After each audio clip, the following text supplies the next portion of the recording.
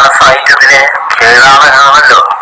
അഭിമാനത്തോടുകൂടിയാണ് ഈ പറയുന്നത് കീഴാളനാണെന്നുള്ള കാര്യം.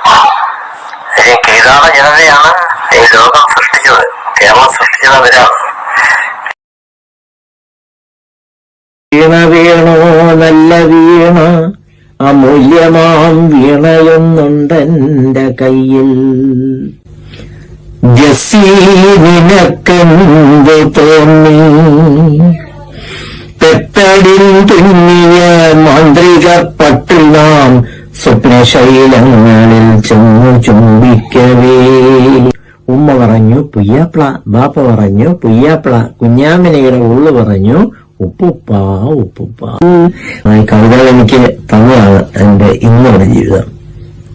പക്ഷെ കവിതകൾക്കൊരു ജീവിതം മലയാളികൾ കൊടുത്തത്, അത് എനിക്ക് വലിയ നന്ദിയും സന്തോഷവും അഭിമാനവും ഒക്കെ ഉണ്ട്. മനുഷ്യരായി കഴിഞ്ഞു കൂടുവാൻ മതവിമുക്ത ധന്യ കേരളം. ഉണർവ് വരുന്ന കാവ്യ ജീവിതത്തിന്റെ കാഴ്ചകളിലേക്ക് എല്ലാവർക്കും സ്വാഗതം.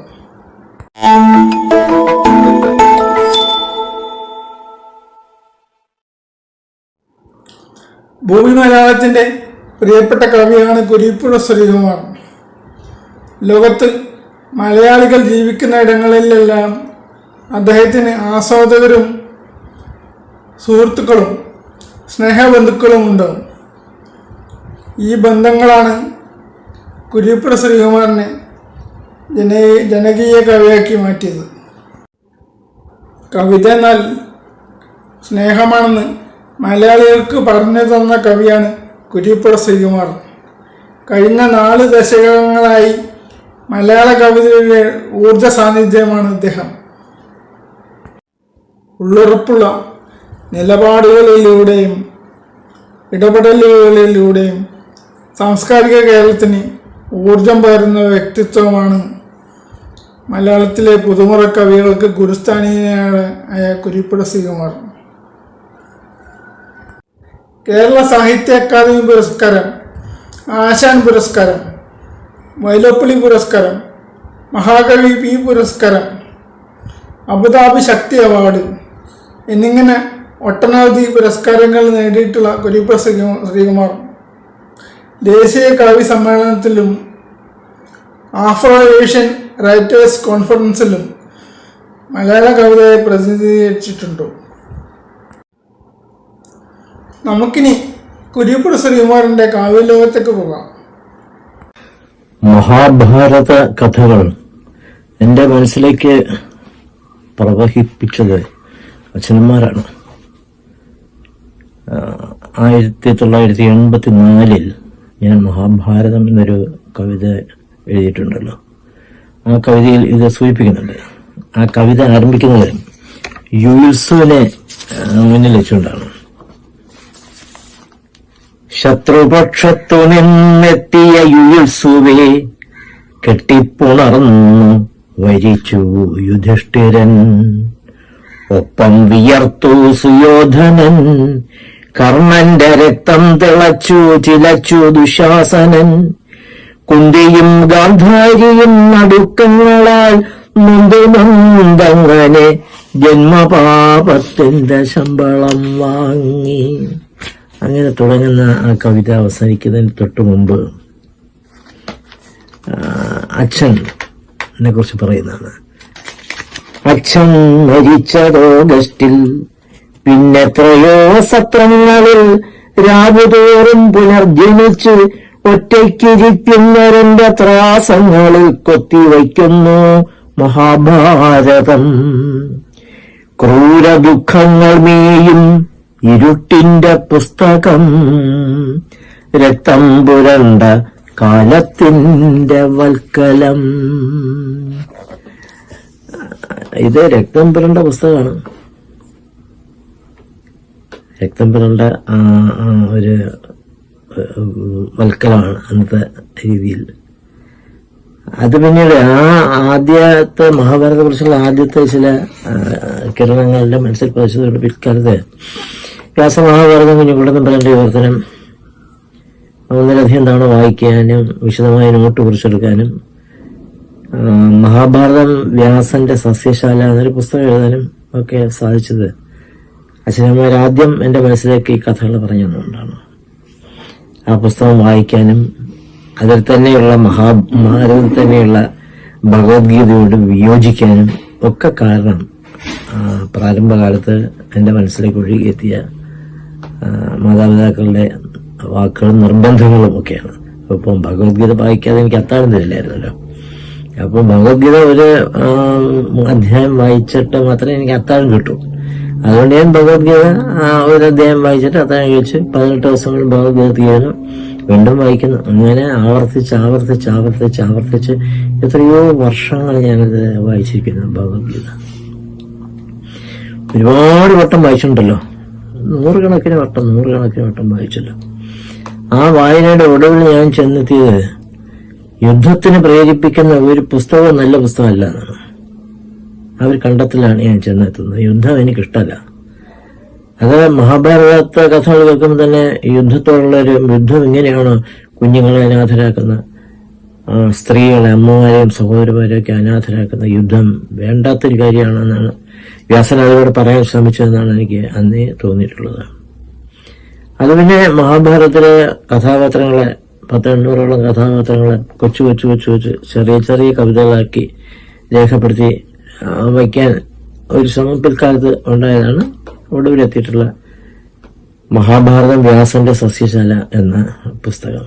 തീർച്ചയായിട്ടും ഈ കാവ്യയാത്രയിൽ എനിക്ക് അവരോട് കടപ്പാടുണ്ട്.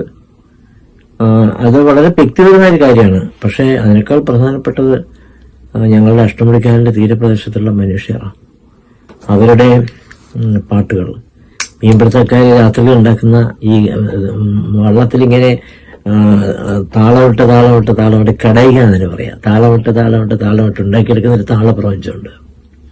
അതുപോലെ കൊല്ലത്ത് ഈ ചെണ്ട വായിച്ചിരുന്നത് അമ്പലവാസി സമൂഹത്തിൽപ്പെട്ടവരാരുമല്ല, മരങ്കേറ്റ തൊഴിലാളികളായിട്ടുള്ള ദളിതരാണ് വായിച്ചിരുന്നത്. അവര് തൊണ്ടിട കൊത്തിങ്ങട് കൊയ്യാലങ്ങട് തൊണ്ടിട കൊത്തിങ്ങട് കൊയ്യാലങ്ങട് ഈ രീതിയിൽ ചൊല്ലി താളമിട്ട് പഠിച്ചാണ് അവര് അത്യാവശ്യം ചെണ്ട വായിക്കാനൊക്കെ അവർ മനസ്സിലാക്കിയിരുന്നത്. അപ്പോൾ ഇത്തരം താളങ്ങൾ, കരടികളി, നമ്മുടെ നാട്ടിലുള്ള കരടികളി, തനന്നേ തന്നാന്ന തനി തനന്നേ തന്നാന്ന പട്ടികടിക്കല്ലേ വീട്ടുകാരെ, ഞങ്ങൾ പട്ടാണിമാരായ പിള്ളേരല്ലേ, ഓണം കളിക്കുവാൻ വന്നതാണേ, തിരുവോണം കളിക്കുവാൻ വന്നതാണേ. ഒരു സെക്കുലർ കലാരൂപമാണ്, ആർക്കും കരടിയാവാം. അനുഷ്ഠാന കലാരൂപമൊന്നുമില്ല, ജാതി വ്യവസ്ഥയില്ല അതിനകത്ത്. അതാണ് എന്നെ അതിനെ ആകർഷിക്കാൻ. ഞാൻ ജാതിക്കെതിരാണ്. കുട്ടിക്കാലം തൊട്ട് ഞാൻ ജാതിയിൽ വിശ്വസിക്കുന്നില്ല, ജാതിയിലും മതത്തിലും വിശ്വസിക്കുന്നില്ല. അതുകൊണ്ട് തന്നെ ജാതിയുടെയും മതത്തിന്റെയും മുദ്രകളായിട്ട് എന്റെ മുന്നിൽ വന്നിട്ടുള്ള ചെകുത്താന്മാരെയും ദൈവങ്ങളെയും എന്റെ ജീവിതത്തിൽ നിന്ന് ഞാൻ അകറ്റി നിർത്തിയിട്ടുണ്ട്. ആ രീതിയിലൊരു കുടുംബവും ഉണ്ടാക്കിയെടുക്കാൻ ഞാൻ ശ്രമിച്ചിട്ടുണ്ട്. ഇതാണ് അച്ഛനമ്മമാരുടെ സ്വാധീനം എനിക്ക് ഉണ്ടായിട്ടുള്ളത്.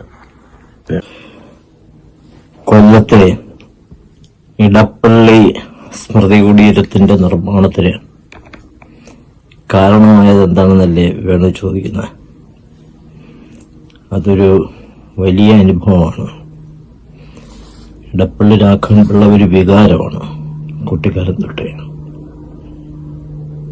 ഒരുപക്ഷെ കവിതയുടെ കാരണം, എന്തിനാണ് ഒരാൾ കവിത എഴുതുന്നത് എന്ന് ഉള്ള ഒരു ചോദ്യം വരുമ്പോഴൊക്കെ എന്റെ മനസ്സിലുണ്ടാകാറുള്ള ഒരു ഉത്തരം ഇടപ്പള്ളിയുടെ 2 വരി കവിതയാണ്.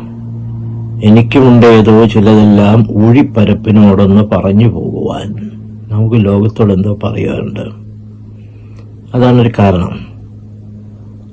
നമ്മുടെ സമാധാനത്തിന് എന്നുള്ള ഒരു പ്രധാനപ്പെട്ട കാരണം ഇരിക്കെ തന്നെ ലോകത്തോടും ചില കാര്യങ്ങൾ നമുക്ക് പറയാനുണ്ട്. ഈ നമ്മൾ തനിയെ ചോദിക്കുന്ന ചോദ്യങ്ങൾക്ക് സ്വയം കിട്ടുന്ന ഉത്തരം തൃപ്തികരമല്ലാതെ വരുന്ന സമയത്ത് ലോകത്തോട് ചില കാര്യങ്ങൾ ചോദിക്കാനും ചോദിച്ചു മനസ്സിലാക്കാനും പറയാനൊക്കെ നമുക്കുണ്ട്. അത് ഇടപ്പള്ളി പറഞ്ഞ അതാണ്. കുട്ടിക്കാലത്ത് ഞാൻ കേട്ടത് ഇടപ്പള്ളി രാഘവൻപിള്ള കൊല്ലം മുളങ്കാടൻ ശ്മശാനത്തിൽ ഒരു അനാഥനായിട്ട് സംസ്കരിക്കപ്പെട്ടു എന്നാണ്. ശ്മശാനത്തിൽ പുറത്ത് രമണനൊക്കെ വായിക്കുന്ന സമയത്താണെങ്കിൽ രമണൻ വായിച്ചാണല്ലോ നമ്മൾ കരഞ്ഞു പോയത് ആദ്യം.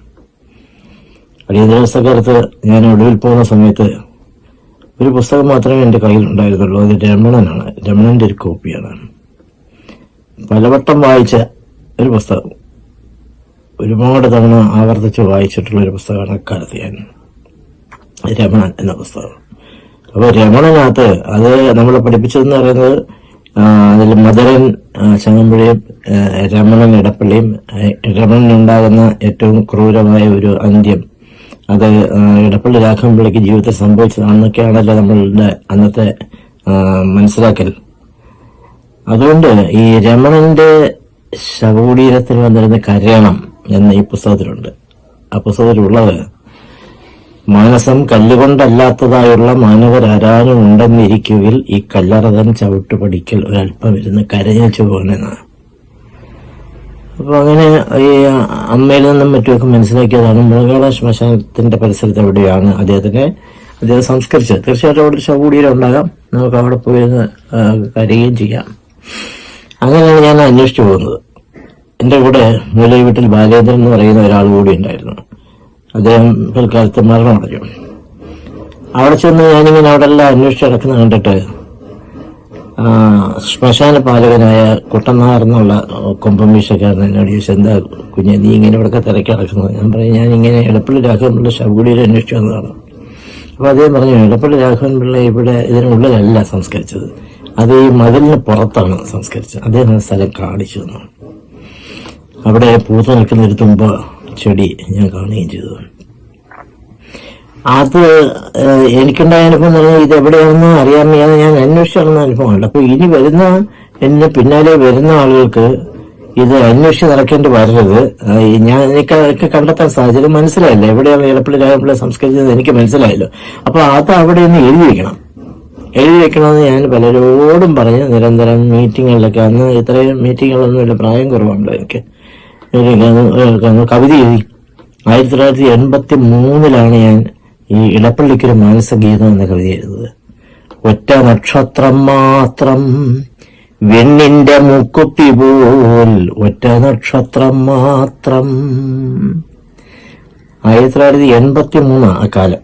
അപ്പൊ 83 എന്റെ മനസ്സിലേറ്റ ഒരു വലിയ മുറിവാണ് ഇടപ്പള്ളിയെ കുറിച്ചുള്ള കവിത. ഒറ്റ നക്ഷത്രം മാത്രം വെണ്ണിന്റെ മൂക്കുത്തി പോൽ, ഒറ്റ നക്ഷത്രം മാത്രം എന്ന് പറഞ്ഞിട്ടാണ് കവിത ആരംഭിക്കുന്നത്.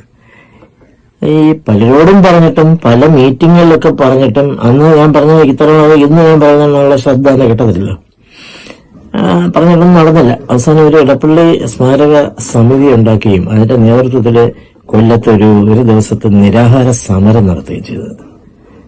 ഞാൻ ആ സമരം ഉദ്ഘാടനം ചെയ്ത് അന്ന് ഞങ്ങളെല്ലാവരും കൂടി അവിടെ ഇരുന്ന് രമണൻ പാരായണം ചെയ്യായിരുന്നു. മാറി ഒരുപാട് പേര്, കൊല്ലത്തെ പ്രധാനപ്പെട്ട സാംസ്കാരിക പ്രവർത്തകരൊക്കെ തന്നെ അതിൽ പങ്കെടുത്തിരുന്നു. അതിനുശേഷമാണ് കൊല്ലം നഗരസഭ ഈ ഇടപ്പള്ളിക്ക് ഒരു സ്മൃതി മണ്ഡപം ഉണ്ടാക്കണം എന്ന കാര്യത്തിലൊരു ബോധ്യത്തിലെത്തുകയും അന്ന് നഗരസഭ അധ്യക്ഷനായിരുന്ന എൻ തങ്കപ്പൻ, അദ്ദേഹം സ്പോർട്സിലൊക്കെ വളരെയധികം താല്പര്യമുണ്ടായിരുന്ന, കേരളത്തിലെ ആദ്യത്തെ സന്തോഷ് ട്രോഫി മത്സരം കൊല്ലത്ത് നടത്തുന്നതിന് മുൻകൈ എടുത്ത ലാൽ ബഹാദൂർ സ്റ്റേഡിയം ഒക്കെ കൊല്ലത്ത് വരാനുള്ള ഒരു കാരണം അദ്ദേഹമാണ്. അദ്ദേഹത്തിന് ബോധ്യപ്പെടുകയും അദ്ദേഹത്തിന്റെ നേതൃത്വത്തിൽ ഇതിനുള്ള നടപടികൾ ആരംഭിക്കുകയും ചെയ്തു. അങ്ങനെയാണ് അവിടെ ആ സ്മൃതി മണ്ഡപം ഉണ്ടാകുന്നത്. അന്നത്തെ സാംസ്കാരിക വകുപ്പ് മന്ത്രി ടി കെ രാമകൃഷ്ണൻ അത് സമൂഹത്തിന് സമർപ്പിക്കുകയും ചെയ്തു. ഇതാണ് എനിക്ക് ആ കാര്യത്തെ കുറിച്ചുള്ള ഓർമ്മ. ലൈബ്രറി കാലം വളരെ പ്രധാനപ്പെട്ട ഒരു ജീവിതകാലമാണ്. ഞാൻ വേണുമായിട്ട് പരിചയത്തിലാവുന്ന ആ സമയത്താണ് തോന്നുന്നത്. കള്ളാറിലെ രാജപുരത്ത് കാഞ്ഞങ്ങാട്ട് മഹാകവി പിയുടെ വീട്ടിലെ ആ സ്കൂളിൽ ഒക്കെ നമ്മൾ പള്ളിക്കത്ത് ആ സ്കൂളിലൊക്കെ പോയി കവിത വായിച്ചത് ഞാൻ ഓർമ്മിക്കുകയായിരുന്നു. അന്ന് ലൈബ്രറി എന്നെ പഠിപ്പിച്ചൊരു പാട്ടെന്ന് പറയുന്നത് എഴുതാതിരിക്കാനുള്ള ഒരു കഴിവ് തന്നതാണ്. നമ്മളവിടെ ചെല്ലുമ്പോൾ ഞാനവിടെ ലൈബ്രറിമാർക്ക് ശമ്പളം എഴുതി കൊടുക്കുന്ന ഒരു ദിവസം പഠിക്കാനായിട്ടാണ് അവിടെ ജോലി ചെയ്തത്. അതിനകത്ത് അതുകൊണ്ട് എനിക്ക് നല്ല സ്വാതന്ത്ര്യം ഉണ്ടായിരുന്നു. അവിടെയുള്ള ലൈബ്രറിമാരെല്ലാം തന്നെ എന്നോട് വലിയ സ്നേഹമായിട്ട് സ്റ്റേറ്റ് ലൈബ്രറി മാത്രമേ ഉള്ളൂ ഇത്തിരി വർഷത്തോടെ എന്നോട് പെരുമാറിയിട്ടുന്നത് അന്നുണ്ടായിരുന്നു. ആദ്യ കാലത്തുണ്ടായിരുന്നു സ്റ്റേറ്റ് ലൈബ്രറി. അപ്പോൾ വേറെല്ലാം വലിയ സ്നേഹമുള്ളവരാണ്. അപ്പൊ അതിനകത്ത് ഞാൻ കയറുന്നത് വിസ്മയത്തോടു കൂടി ഞാൻ നോക്കുന്നത് മലയാളം വിഭാഗത്തിൽ ചെല്ലുന്നു. ക എന്നുള്ള അക്ഷരത്തിൽ കാളിദാസൻ എന്ന് എഴുതി വെച്ചിരിക്കുന്നു. കാളിദാസന്റെ പുസ്തകം എന്നുള്ള നിലയ്ക്ക് ക എന്ന് എഴുതി വെച്ചിരിക്കുന്നു. കാളിദാസന്റെ പുസ്തകം എന്ന് പറഞ്ഞാൽ നമ്മൾ അവിടെ ചെന്ന് കാളിദാസന്റെ എന്റെ പുസ്തകം എടുക്കുമ്പോൾ കാലിന്റെ കവിയുടെ പുസ്തകമായി പോകുന്നു. അതിന്റെ പ്രശ്നങ്ങൾ ഒക്കെ ഉണ്ടാകുന്ന സമയമായിരുന്നല്ലോ അത്. അന്ന് ജീവിതത്തിൽ ഒരുപാട് പ്രധാനപ്പെട്ട സംഭവം ഉണ്ടാകുന്ന ആ കാലഘട്ടം. അന്ന് ആദ്യത്തെ പുസ്തകം ഹബീബിന്റെ ദിനക്കുറിപ്പുകൾ ഉണ്ട് പ്രസിദ്ധീകരിക്കുന്ന ആ സമയത്താണ്. അന്ന് ഈ ലൈബ്രറി വെച്ച് തന്നെയായിരുന്നു അതിന്റെ പ്രകാശനം. ഞാൻ കല്യാണം കഴിച്ചത് ആ സമയത്താണ്. അതുപോലെ ഒരുപാട് സൗഹൃദങ്ങൾ അയ്യപ്പനുമായിട്ട് ഒക്കെയുള്ള വലിയ സൗഹൃദങ്ങൾ ഉണ്ടായത് ആ കാലത്താണ്. അതുപോലെ രാഹുൽ ഉറങ്ങുന്ന കവിത പറഞ്ഞത് ആ കാലത്താണ്. ആ കവിത പിന്നീട് പല ഭാഷകളിലേക്ക് വിവർത്തനം ചെയ്യപ്പെടുകയും ദേശീയ കവിസമ്മേളനം ഞാൻ ചൊല്ലുകയൊക്കെ ചെയ്തിരുന്നു. ആ കവിത കലാമതിക്കാൻ അയച്ചു കൊടുത്ത കവിതയാണ്. അപ്പോഴാണ് ആകസ്മികമായിട്ട് ഒരു കവിസമ്മേളനത്തിൽ വെച്ച് ഡോക്ടർ അയ്യപ്പണിക്കരെ കാണാനിടയായതും അദ്ദേഹം എന്നോട് ഈ കവിത എഴുതി കേട്ടതിന് ശേഷം ആ കവിത കേരള കവിതയെ പ്രസിദ്ധീകരിക്കാൻ തരുമെന്ന് ചോദിക്കുകയും ചെയ്തത്. അയ്യപ്പണിക്കലിന് ചോദിക്കുന്നത് നമ്മൾ രണ്ടുപേരും നമുക്ക് അങ്ങനെ സന്ദർഭം കിട്ടിയിട്ടില്ല. ആരും നമ്മളോട് ഒരു കവിതയെ ചോദിച്ചിട്ടില്ലല്ലോ. അപ്പൊ ഞാൻ പറയും തരാം സാർ എന്ന് പറഞ്ഞിട്ട് കലാമതി എന്ന ആ കവിത തിരിച്ചു വെച്ച് അയ്യപ്പണിക്കരെ ഏൽപ്പിക്കുകയായിരുന്നു. അത് ഈ കവിത അച്ചടിച്ചു വന്നത് കേരളകവിതയാണ്. അതുപോലെ അന്നാണ് എന്റെ ഒരു കവിതകളുടെ ഒരു ഇംഗ്ലീഷ് പരിഭാഷ ഉണ്ടാകുന്നത്. കൽക്കട്ടയിൽ ആർ രാമൻ നായർ എന്നുള്ളൊരു ഈ ഭാഷ നന്നായിട്ട് വഴങ്ങുന്ന ഒരാളാണ് ചെയ്തത്, സുഹൃത്താണ് ചെയ്തത്. കൽക്കട്ടയിലെ ഒരു പബ്ലിഷറെ കൊണ്ടാണ് പബ്ലിഷ് ചെയ്യിപ്പിക്കുന്നത്. അതും ആ സമയത്തുണ്ടായതാണ്. പിന്നെ നമ്മൾ ഒന്നിച്ച് അന്ന് പിന്നെ കോഴിക്കോട് കണ്ണുകാണാൻ പാടില്ലാത്തൊരു തെരുവ് ഗായകന് വേണ്ടി കവിത ഇല്ലത് ഓർമ്മിക്കുന്നില്ലേ. എനിക്ക് ആയിക്കോട്ടെ എന്നുണ്ടായിരുന്ന ഒരു കവിത ഞാൻ ജെസ്സി എഴുതിയിട്ടുണ്ട്. 82 ഞാൻ ജെസ്സി എഴുതി. അതിനു മുമ്പ് പിന്നെ വീണവിൽപ്പനക്കാരൻ 74 എഴുതിയിട്ടുണ്ടല്ലോ. വീണവിൽപ്പനക്കാരനായിട്ട് അന്ന് എന്റെ മനസ്സിലുണ്ടായ കവിത ഇദ്ദേഹത്തെ കാണുമ്പോൾ മഞ്ചേരി അസീസിനെ കാണുന്ന സമയത്ത്. അപ്പൊ നമ്മൾ അന്ന് പോയിട്ട് നഴ്സിംഗിന് പഠിക്കുന്ന കവിത വായനക്കാരിയായ വിദ്യാർത്ഥിനിയെ കണ്ടതൊക്കെ ഓർമ്മിക്കുന്നുണ്ടാവും. കോഴിക്കോട് ബസ് സ്റ്റാൻഡിൽ ആ തിയേറ്ററിന് മുമ്പിൽ നിന്നിട്ട് കാണാൻ വയ്യാത്ത ഒരാള് പാട്ടുപാടി ജീവിക്കാൻ ശ്രമിക്കുകയാണ്. അദ്ദേഹത്തിന് 2 ഭാര്യമാരെ അതായത് അദ്ദേഹത്തെ സഹായിക്കുന്നുണ്ട് തന്റെ മ്യൂസിക് ഇൻസ്ട്രുമെന്റ്സ് ഒക്കെ വെച്ചിട്ട്. അപ്പൊ ഞാൻ പറയാം, എനിക്ക് കൊല്ലത്ത് പോകാനുള്ള കഷ്ടിച്ച് വണ്ടിക്കൂലി എന്റെ കയ്യിലുള്ളൂ. ഞാനത് പിന്നെ അതുകൊണ്ട് നിങ്ങൾക്ക് പൈസ എന്റെ എനിക്ക് സഹായിക്കണമെന്നുണ്ട്. ഞാൻ എന്റെ കവിതയില്ലേ കേൾപ്പിക്കാം, ആളുകൾ പൈസ ഉണ്ടെങ്കിൽ അത് നിങ്ങൾക്ക് തന്നേക്കാം എന്ന് പറഞ്ഞാൽ ഓർമ്മിക്കുന്നില്ലേ. അപ്പൊ ഞാനിടുന്ന വീണോൽപ്പക്കാരൻ കവിതയില്ലേ, വീണ വീണോ നല്ല വീണ അമൂല്യമാം വീണയെന്നുണ്ടെന്റെ കയ്യിൽ, താരാട്ടു കേൾക്കാം ഉറക്കറ സംഗീതധാരയിൽ ചേർന്നു മയങ്ങാം. ഈ കവിത ഇങ്ങനെ പൊട്ടിക്കറിഞ്ഞ് ചൊല്ലുമായിരുന്നല്ലോ. എന്നിട്ട് അവസാനം വന്നിട്ട് പട്ടിണിയാണെന്റെ സ്നേഹിത, വീണയിൽ ഭക്ഷണം അല്പവുമില്ല, 5-6 നാണയത്തൊട്ടെനിക്കേകുമോ, കൺമണി വീണ തരാം ഞാൻ എന്ന് പറഞ്ഞ് ഈ കവിത അവസാനിപ്പിക്കുന്ന സമയത്ത് കോഴിക്കോട്ടെ നല്ല മനുഷ്യരില്ലേ, അവർ വന്നിട്ട് ഈ ബക്കറ്റിനകത്ത് 5 രൂപ നോട്ട്, 10 രൂപ നോട്ട്, 20 രൂപ നോട്ട് ഒക്കെ ഇട്ടത് വേണം ഓർക്കുന്നില്ലേ. നമ്മുടെ ഈ ബക്കറ്റ് പണം അതുപോലെ തന്നെ എടുത്ത് മഞ്ചേരി അസീസിനെ ഏൽപ്പിച്ചിട്ട് അടുത്ത ഭിക്ഷക്കാരനെ ബുക്ക് ചെയ്തതിന് മുമ്പ് അവിടെ നിന്ന് രക്ഷപ്പെട്ട് വണ്ടിക്കകത്ത് കയറി പോയതൊക്കെ ഓർക്കുന്നില്ലേ. രാഹുൽ ഉറങ്ങുന്നില്ല എന്നുള്ള കവിത ആ സമയത്താണല്ലോ ഉണ്ടായത്. അത് അക്കാലത്ത് പിന്നെ വളരെയധികം എനിക്ക് ചൊല്ലാൻ കഴിഞ്ഞ ഒരു കവിതയാണ്. അത് ആരംഭിക്കുന്നത് എങ്ങനെയാണ്, അതായത് ജനലഴിയിൽ മുറുകെ പിടിച്ചു ജന്മത്തിന്റെ പടവുകൾ വയസ്സാൽ ഗുണിച്ചു, സ്വപ്നത്തിന്റെ പതിരുപാടം കടന്നെത്തുന്ന പക്ഷികൾ തുരുതുരെ പെയ്യുന്ന പ്രാക്കുകൾ തിന്നുകൊണ്ട് ഇടവഴിയിലേക്കുറ്റു നോക്കുന്നു രാഹുലൻ, കടമകൾ ഉടഞ്ഞതറിയാതെ തലമുറ തകർന്നതറിയാതെ. ജെസ്സി എന്ന കവിത ഞാൻ ആദ്യം എന്റെ മനസ്സിൽ തന്നെയാണ് എഴുതിയത്. കടലാസ് ഇല്ലാതെയാണ് ഞാൻ ആ കവിത ആദ്യം ചൊല്ലിയത്. മനസ്സിൽ നേരിട്ടില്ലായിരുന്നു. തീർച്ചയായിട്ടും കടലാസ് എഴുതിയപ്പോൾ ചില വ്യത്യാസങ്ങളൊക്കെ വന്നിട്ടുണ്ട്. അത് അന്നത്തെ അച്ചടി മാധ്യമങ്ങൾ, പ്രസാധകരെല്ലാം തിരസ്കരിച്ചൊരു കവിതയാണ്. ഞാനത് കർഷക തൊഴിലാളികളോട്, കശുവണ്ടി തൊഴിലാളികളോട്, ട്യൂട്ടോറിയൽ പഠിക്കുന്ന വിദ്യാർത്ഥികളോട്, ട്യൂട്ടോറിയൽ അധ്യാപകരോട്, സ്കൂൾ വിദ്യാർത്ഥികളോടും കോളേജ് വിദ്യാർത്ഥികളോടും എല്ലാം നേരിട്ട് ചൊല്ലി കേൾപ്പിക്കുകയായിരുന്നു. അന്ന് കൊല്ലത്ത് നെറ്റില്ല, അതുപോലുള്ള സൗകര്യങ്ങളൊന്നും ഇല്ലല്ലോ. മൊബൈൽ ഫോണില്ല, ഇന്റർനെറ്റ് ഇല്ല, കമ്പ്യൂട്ടർ ഇല്ല, ഒന്നുമില്ല. കൊല്ലത്ത് ഒരു നല്ല ഫോട്ടോസ്റ്റാറ്റ് മെഷീൻ പോലും ഇല്ല. പക്ഷെ ഒരുപാട് ആവശ്യക്കാരുണ്ടായി. കോളേജ് വിദ്യാർത്ഥികൾ അത് കാണാതെ പഠിച്ച് ചൊല്ലിയത് കാരണം ധാരാളം ആവശ്യക്കാരുണ്ടായി.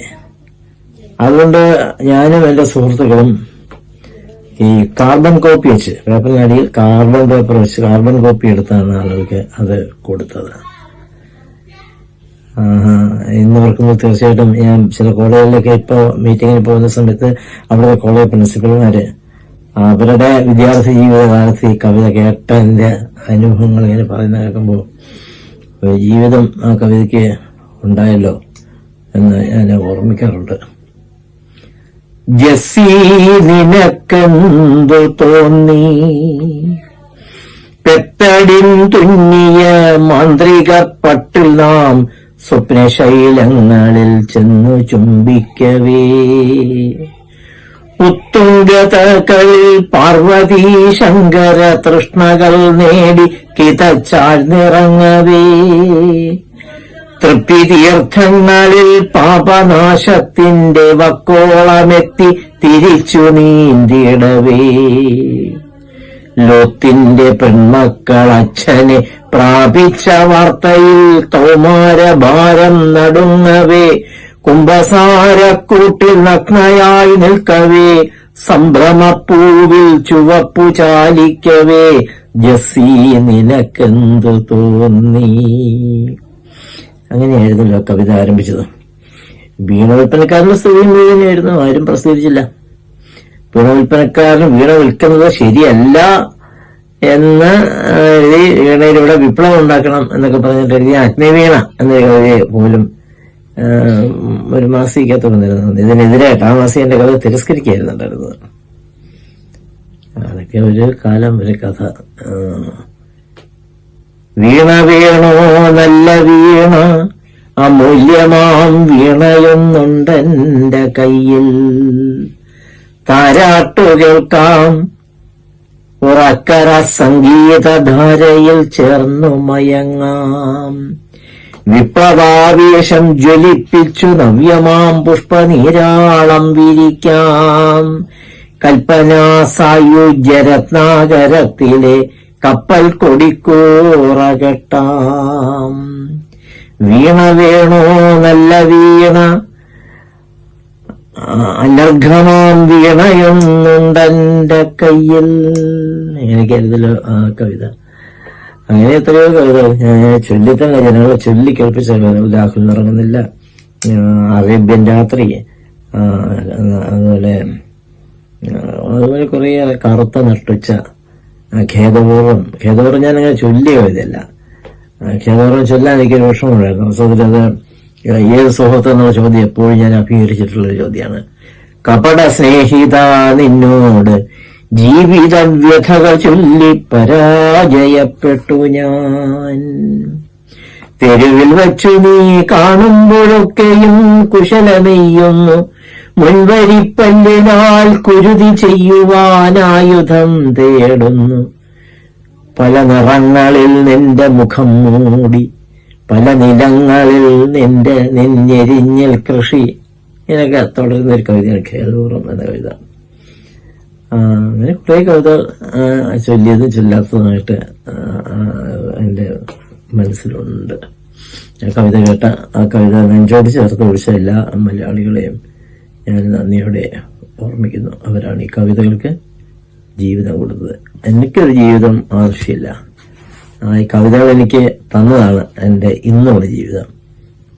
പക്ഷെ കവിതകൾക്കൊരു ജീവിതം മലയാളികൾ കൊടുത്തത്, അത് എനിക്ക് വലിയ നന്ദിയും സന്തോഷവും അഭിമാനവും ഒക്കെയുണ്ട്. എവിടെയും സുഹൃത്തുക്കളുണ്ടെന്ന് പറഞ്ഞല്ലോ, തീർച്ചയായിട്ടും ഉണ്ട്. എവിടെയും കുറെ സുഹൃത്തുക്കൾ, കവിത മുഖേനയായി ഇതെല്ലാം ഈ സുഹൃത്തുക്കളെല്ലാം എനിക്ക് കിട്ടിയിട്ടുള്ളത്.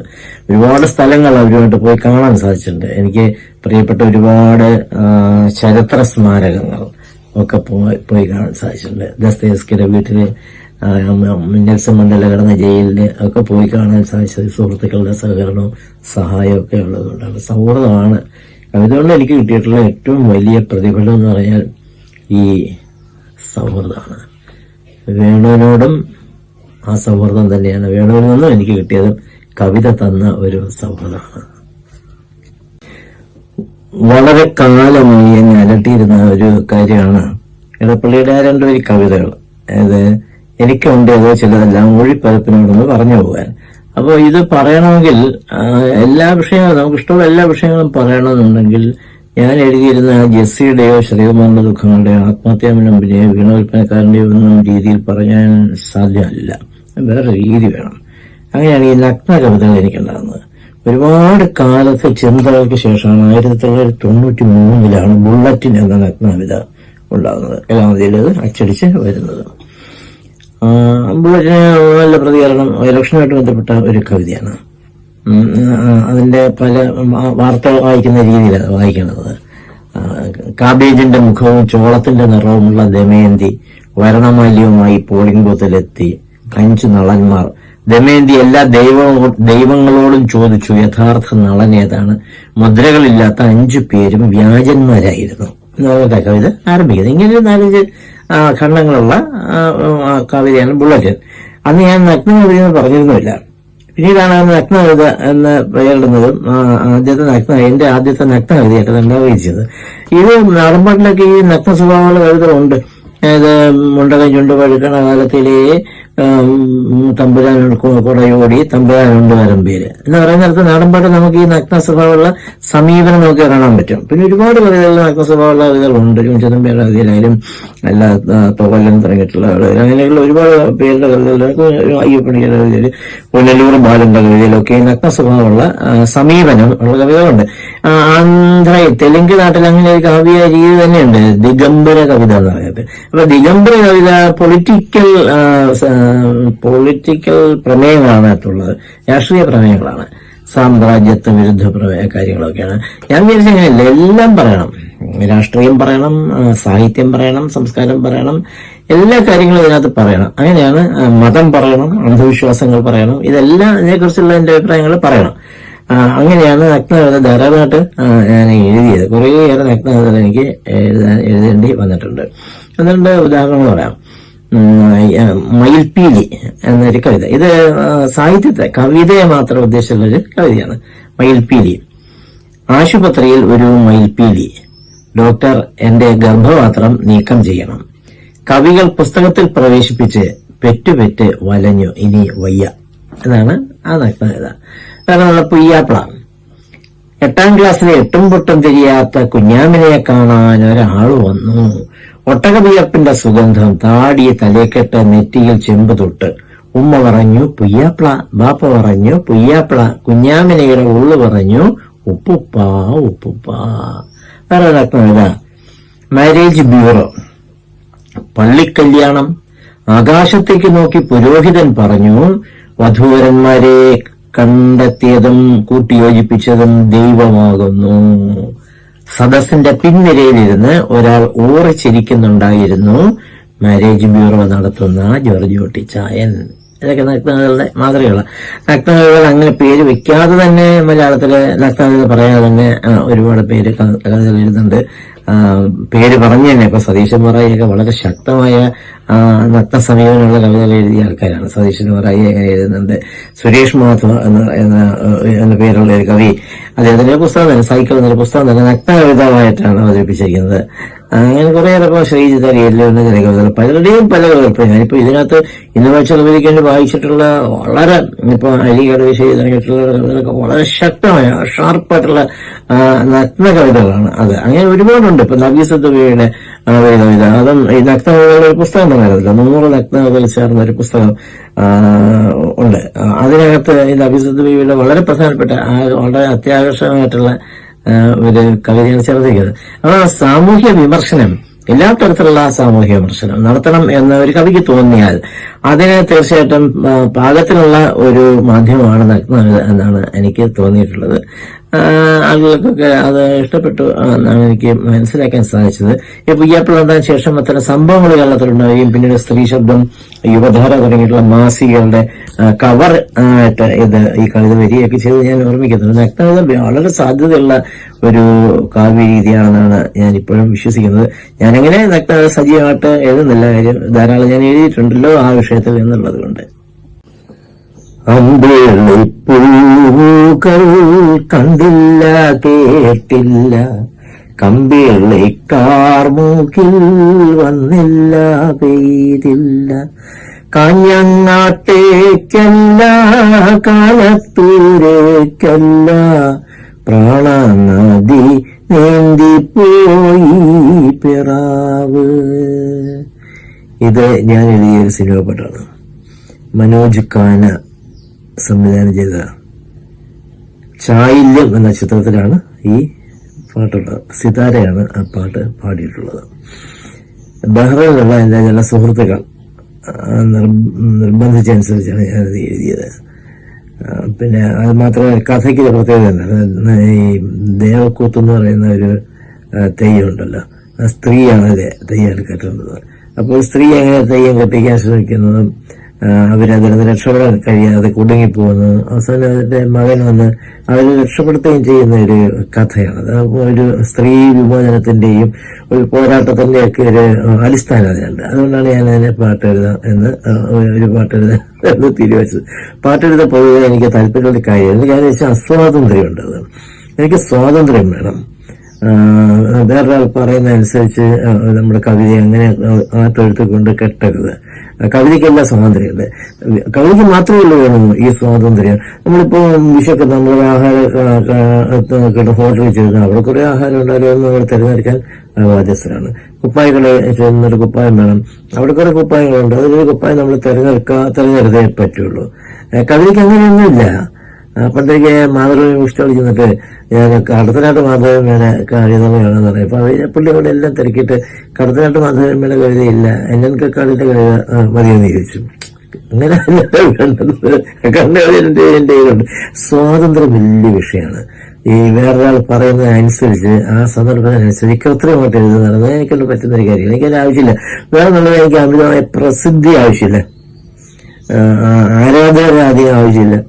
ആരാധകർ അധികം ഉണ്ടായ ഒരു കുഴപ്പമുണ്ടല്ലോ, വേറെ അറിയാമല്ലോ. അത് ആരാധകർ അധികമായാൽ പുറത്തിറങ്ങി നടക്കാൻ സാധ്യമല്ല.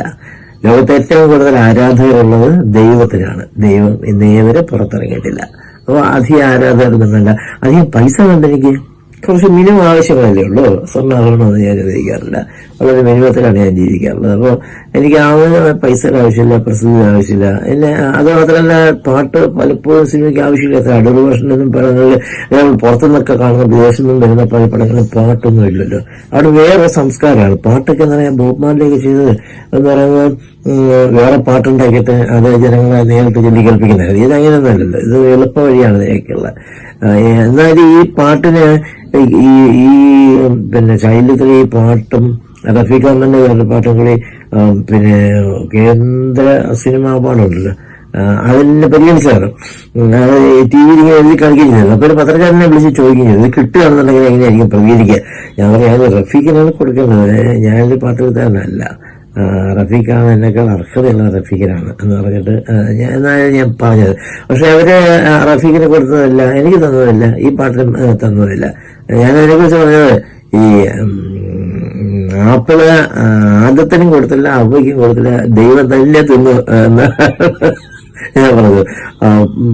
പാട്ട് വേറെയും ചില പ്രശ്നം. ഈ കുട്ടികൾ പണ്ട് കോളേജിലാണ് പഠിക്കുന്ന സമയത്ത് ഒരു പാട്ട് നാടകക്കാരെ വിളിച്ചുകൊണ്ട് പോയിട്ട് അയാൾ പറയുന്നത്, ഒരു പുരുഷ കഥാപാത്രം ഇങ്ങനെ വേദി വയ്ക്കുന്നു, അയാൾക്ക് അയാളുടെ പെങ്ങൾ റേപ്പ് ചെയ്യപ്പെട്ടായിട്ട് അറിയുന്നു, അപ്പോഴത്തെ മാനസികാവസ്ഥ ശരീരമായിട്ട് കേൾക്കുന്ന രീതിയിൽ റേഡിയോയിലൂടെ കേൾക്കുന്ന പാട്ട്. ഞാൻ അയാളോട് പറഞ്ഞത് അങ്ങനെ ഘട്ടമെന്ന് അവരെ പോയി അയാളുടെ അടിയിച്ചു കൊടുക്കുക എന്നുള്ളതല്ലാതെ പിന്നെ പാട്ട് വരുന്നത് എങ്ങനെയാണ് ആ സന്ദർഭത്തിൽ. അതുകൊണ്ട് ആ സമയത്ത് പാട്ടൊന്നും എന്നെ കൊണ്ട് പറ്റില്ല. പോരുകയാണ് 25 വയസ്സിന് മുമ്പ് എനിക്ക് പാട്ട് എഴുതുന്ന സന്ദർഭം കിട്ടിയിട്ടുണ്ട്. ഞാൻ അത് വേണ്ടെന്ന് വെച്ച ഒരാളാണ്. എന്റെ അല്പമുള്ള എന്റെ സർഗശക്തി വേണമെന്ന് അറിയാലോ, വളരെ ചെറുതല്ലേ, ചെറിയ ഒരു സർഗശക്തി മാത്രമാണ് എനിക്കുള്ളത്. അത് ദുരുപയോഗപ്പെടുത്താതെ ഇങ്ങനെ പോട്ടെ എന്നുള്ള ചിന്തയിലാണ് ഞാൻ. മനോജ് കാനയുടെ ശൈല്യത്തിന് പാട്ടെഴുതിയ കാര്യം ഞാൻ പറഞ്ഞായിരുന്നല്ലോ. അദ്ദേഹത്തിന് ഒരു സിനിമയ്ക്ക് കൂടി എനിക്കൊരു പാട്ട് എഴുതേണ്ടത്. അത് നമ്മുടെ മലയാളത്തിനല്ല, പണിയ ഭാഷയിലാണ്. കെഞ്ചിര എന്നാണ് ആ സിനിമയുടെ പേര്. അത് മലയാളവും പണിയ ഭാഷയും തമ്മിൽ വലിയ അകലമില്ല, അതുകൊണ്ട് എഴുതാൻ പറ്റി. ചെറിയ മിനുക്കുമണികൾ അദ്ദേഹം വരുത്തിയപ്പോൾ അത് ഉപയോഗിക്കാൻ കഴിയാവുന്നൊരു ഗാനമായി.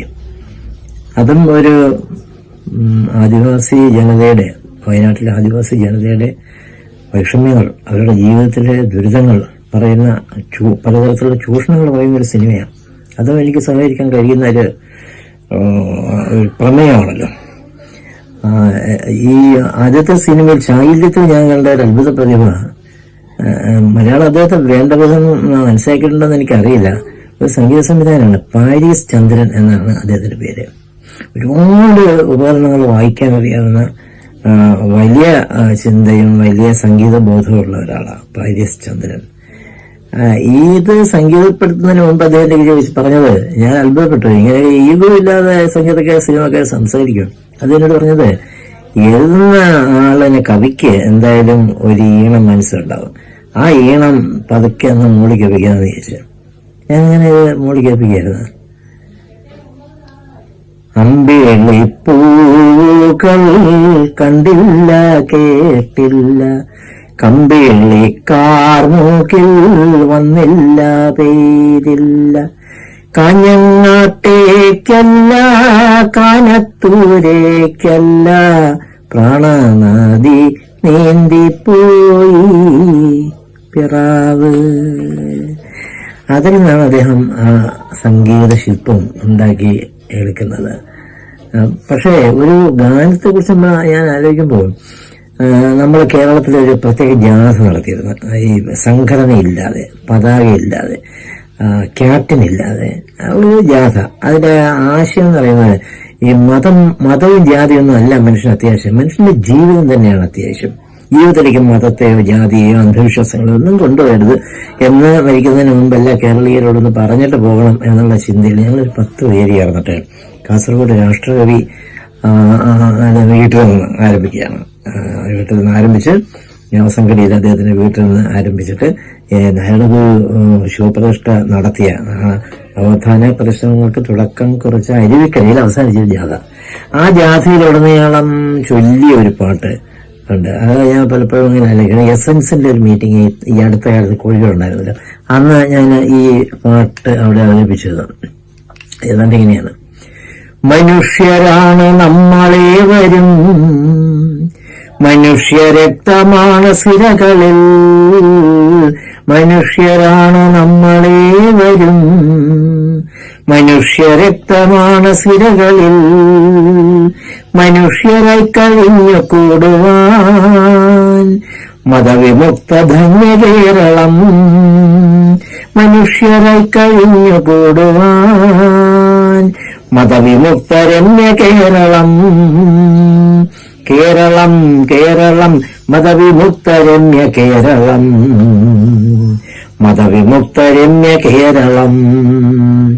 ജാതികൾ മതങ്ങളൊക്കെയും സ്നേഹരഹിത നീചരീതികൾ, സ്നേഹമായി ഏറ്റു നിൽക്കുവാൻ മതവിമുക്ത ധന്യ കേരളം, സ്നേഹമായി ഏറ്റു നിൽക്കുവാൻ മതവിമുക്ത ധന്യ കേരളം.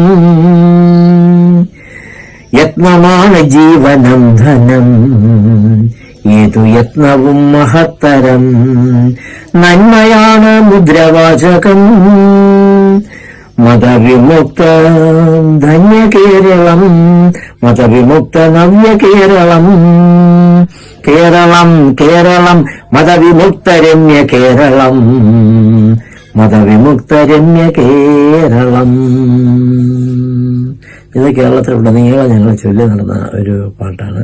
ആ ഒരു സിനിമയിൽ വരുന്നതിനേക്കാൾ കൂടുതൽ ജനകീയമായിട്ടുള്ള ഒരു പാട്ട് ഇതാണ് എന്നാണ് എനിക്ക് തോന്നുന്നത്. വേണു, ഞാൻ മലയാള സാഹിത്യത്തിലെ കീഴാളനാണല്ലോ വേണു. അങ്ങനെയാണ്, അഭിമാനത്തോടുകൂടിയാണ് ഞാൻ പറയുന്നത് കീഴാളനാണെന്നുള്ള കാര്യം. കീഴാള ജനതയാണ് ഈ ലോകം സൃഷ്ടിച്ചത്, കേരളം സൃഷ്ടിച്ചത് അവരാണ്.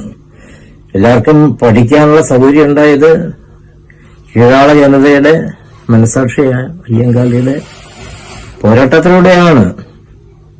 അക്ഷരം പൂജിച്ച് കിട്ടിയതല്ല, പോരാടി നേടിയതാണ് എന്ന് പറയുന്നത് അതുകൊണ്ടാണ്. സമരത്തിലൂടെ ഉടുപ്പിടാനുള്ള അവകാശം, വഴിയാൻ നടക്കാനുള്ള അവകാശം, പുസ്തകം വായിക്കാനുള്ള അവകാശം, എഴുതാനുള്ള അവകാശം, പേരിടാനുള്ള അവകാശം, ഒരു ചോരാത്ത വീടുണ്ടാക്കി താമസിക്കാനുള്ള അവകാശം, മീശ വയ്ക്കാനുള്ള അവകാശം, ചെരുപ്പിടാനുള്ള അവകാശം, മനുഷ്യന്റെ പ്രാഥമികമായിട്ടുള്ള കാര്യങ്ങൾക്ക് പോലുള്ള സമ്മതിപത്ര ആളുകൾ നേടിയെടുക്കാൻ വേണ്ടി സമരം ചെയ്ത ഒരു ജനസമൂഹം എന്റെ മുമ്പിലുണ്ട്. ഞാനവരിൽ ഒരാൾ തന്നെയാണ്. കുറ്റികരിച്ചു കിളച്ചു മറിച്ചതും വിത്തു വിതച്ചതും വേള പറിച്ചതും ഞാനേ കീഴാളൻ, കന്നിമണ്ണിന്റെ ചേലാളൻ. അങ്ങനെ കീഴാളല്ലേ ഓർമ്മയുണ്ടാവല്ലോ. കറുത്തട്ടച്ച വേറൊരു വിഷമത്തിൽ എഴുതിയതാണ്. വാക്ക് എരിയുന്നോരടുപ്പിൽ നിന്നും തീക്കനൽ കോരി ഞാൻ തിന്നിടുമ്പോൾ പൂക്കുന്നതെന്താണ് കൂട്ടുകാരി, ഓർക്കാപ്പുറത്ത് ഒരു ചെമ്പരത്തി. മറ്റൊരു സന്ദർഭമാണ് ഫാത്തിമത്തുരുത്തെന്നുള്ള കവിത എനിക്ക് തന്നത്. ഫാത്തിമത്തുരുത്തിലൊന്ന് പോകണം, രാത്രി വഞ്ചിയിൽ നിലാവ് കാണണം, പൂക്കളോട് പൂക്കളെ തിരക്കണം, രാക്കിളിക്ക് കൂട്ടുപാട്ട് പാടണം, കായലിൽ കിനാവ് കണ്ടു പായുമ പായമാലയിട്ട കുപ്പിളി മീനിനെ പൂനില വല വിരിച്ചിണക്കുവാൻ ഫാത്തിമത്തുരുത്തിലൊന്ന് പോകണം. ഓരോ സന്ദർഭത്തിൽ നമ്മൾ അനുഭവിക്കുന്ന വേദനകൾ, ചിന്തയിലൂടെ നമുക്ക് കിട്ടുന്ന വലിയ വേദനകൾ, അതിന് പ്രതീക്ഷയൊന്നുമില്ല. എനിക്ക് വേണം സോഷ്യലിസം വരണമെന്നായിരുന്നു ആഗ്രഹം. അതൊന്നും നടക്കില്ല, തൽക്കാലത്തേക്ക് അതൊന്നും നടക്കില്ല. വർഗീയത ഇല്ലാതാകണം, മതരഹിതമായ ഒരു സമൂഹം ഉണ്ടാകണം എന്നൊക്കെ എന്റെ ആഗ്രഹമാണ്. അതൊക്കെ ഇപ്പോഴുണ്ട് എനിക്ക് അങ്ങനെ ആഗ്രഹം. മതരഹിതമായിരിക്കണം സമൂഹം, ജാതിരഹിതമായിരിക്കണം സമൂഹം, എല്ലാവർക്കും തുല്യമായ സന്ദർഭങ്ങൾ കിട്ടണം, വേദനിക്കുന്നവരുണ്ടാകരുത്, അസുഖങ്ങളൊന്നും ഉണ്ടാകാതെ ഇരിക്കണം, അസുഖമുള്ളവർക്ക് അതിനുള്ള ചികിത്സ കിട്ടാനുള്ള സൗകര്യങ്ങൾ ഉണ്ടാവണം. ഇതൊക്കെ ആഗ്രഹം. എല്ലാവർക്കും വായിക്കാനുള്ള സൗകര്യം ഉണ്ടാവണം, നല്ല പുസ്തകങ്ങൾ എല്ലാവർക്കും എളുപ്പം കിട്ടാൻ കഴിയണം, എല്ലാവർക്കും നെറ്റിലൂടെ പുസ്തകം വായിക്കാനുള്ള സൗകര്യം ഉണ്ടാവണം. ഇതൊക്കെ നമ്മുടെ ഓരോ സ്വപ്നങ്ങളാണ്. മഹാദുഃഖങ്ങൾ എന്ന് പറയുന്നത് മഹായുദ്ധങ്ങൾ ഉണ്ടാക്കുന്ന ദുഃഖങ്ങളാണ്. ഇപ്പോൾ ഗാസയിലെ കുഞ്ഞുങ്ങൾ, അവർക്ക് സ്കൂളിൽ പോകാൻ കഴിയുന്നില്ല, അവർക്ക് ഷോപ്പിൽ പോയി മിഠായി വാങ്ങിച്ച് കഴിക്കാൻ സാധിക്കുന്നില്ല, എവിടെങ്കിലും നിന്ന് ക്രിക്കറ്റ് കളിക്കാൻ അവർക്ക് സാധിക്കുന്നില്ല. ശ്രീലങ്കയിലെ തമിഴ് വംശജരായ കുഞ്ഞുങ്ങൾ, അരക്ഷിതരായ കുഞ്ഞുങ്ങൾ, ഇപ്പോൾ ശ്രീലങ്കയിലെ പുതിയ രാഷ്ട്രീയ മാറ്റം അനുസരിച്ച് ആ കുഞ്ഞുങ്ങളെ കൂടി പരിഗണിക്കുന്ന ഒരു ഭരണകൂടം ആയിരിക്കും അവിടെ തുടരാൻ പോകുന്നത് എന്നുള്ള ഒരു നേരിയ കിരണമുണ്ട്. നോക്ക് അമേരിക്കൻ പ്രസിഡന്റ് കാര്യം പറയുന്നു. ഒരു അമേരിക്കൻ പ്രസിഡന്റും വേറൊരാളൊന്നും വ്യത്യസ്തമില്ല. ജിമ്മി കാർട്ടർ എന്ന് പറഞ്ഞൊരു പ്രസിഡന്റ് വന്നപ്പോൾ ഞാൻ കരുതി പുള്ളി കപ്പലണ്ടി കൃഷിക്കാരനാണെന്നൊക്കെ വായിച്ചു. ഞാൻ വിചാരിച്ചു എന്തെങ്കിലും മാറ്റം ഉണ്ടാകും. ഒരു മാറ്റം ഉണ്ടായില്ല. അതുകൊണ്ട് ഇനിയും അവിടെ ഒരു മാറ്റവും പ്രതീക്ഷിച്ചിട്ട് കാര്യം ഇല്ലല്ലോ. അതൊക്കെയാണ് ജീവിതാവസ്ഥകൾ. ഇതൊക്കെ ഓർക്കുമ്പോൾ സങ്കടമുണ്ട്. സങ്കടമേ ഉള്ളൂ. വേണം. നമസ്കാരം.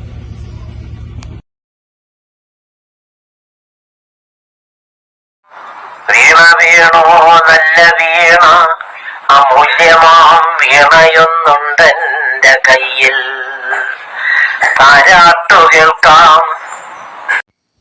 നിങ്ങൾക്ക് ഈ വീഡിയോ ഇഷ്ടപ്പെട്ടെങ്കിൽ ചാനൽ സബ്സ്ക്രൈബ് ചെയ്യാൻ മറക്കല്ലേ. പുതിയ വീഡിയോകൾ അപ്ലോഡ് ചെയ്യുമ്പോൾ നിങ്ങൾക്ക് അറിയിപ്പ് കിട്ടാൻ സബ്സ്ക്രൈബ് ചെയ്യുമ്പോൾ തൊട്ടടുത്തുള്ള ബെല്ലൈക്കണിൽ ഒന്ന് വിരലമർത്തുക. നന്ദി.